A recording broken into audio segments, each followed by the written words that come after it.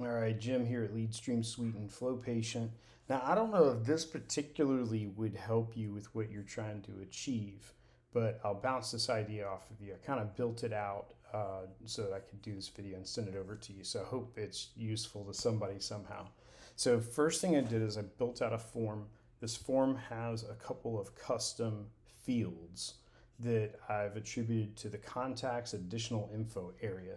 So we have an outbound message field, and then we have a message channel where it's a multi-select drop down, and you can select text, Facebook, Instagram, email, or something else that I'm forgetting. Anyway, so you have the message channels to select from, and then the way the workflow operates is there's a trigger here, and it triggers when the form is submitted that's outbound message trigger form, and the outbound message is not empty. And then it goes into a condition for channel. So if the that multi drop down select included text, it'll go this way: email, Insta, Facebook. All right. And so here are those segments. I put a 6-second wait. That's a 0.1 minute wait, just to give an opportunity for this form to fully update into the custom fields of that contact, so that when it generates the message, we've put the tag for the short code for that custom field outbound message in there.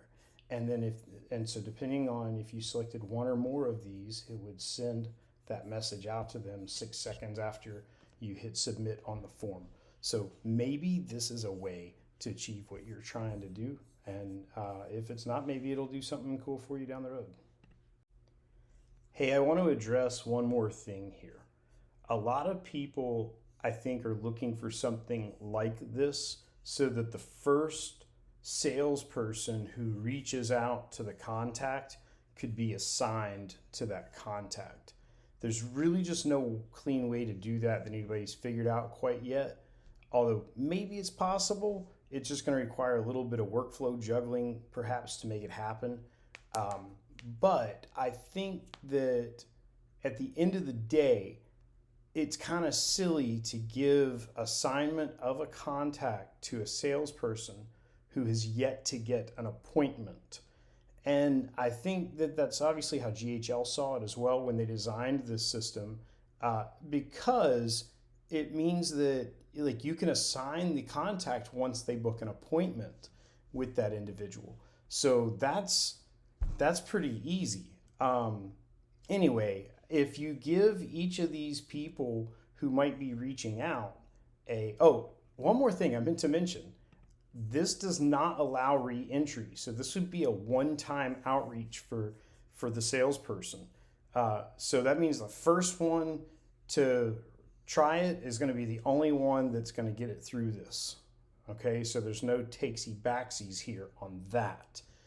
So anyway, I just would argue that no one should get assigned a lead unless they've got a booked appointment with that lead. Otherwise, it's just another prospect, just another lead.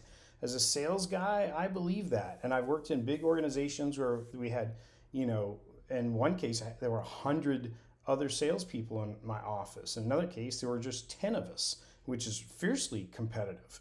And while we didn't have hard and fast rules, we had rules of common sense when it came to lead assignment and ownership.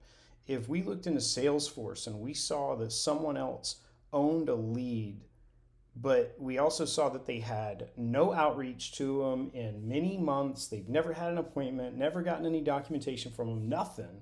We're like, that's a free lead. And so you call on them, you get them booked on your calendar, you call up the Salesforce admin and you say, hey, or you email them, hey, I need to shift ownership of this contact. And they were like, yep, no problem, because they saw in the system that you had an appointment booked.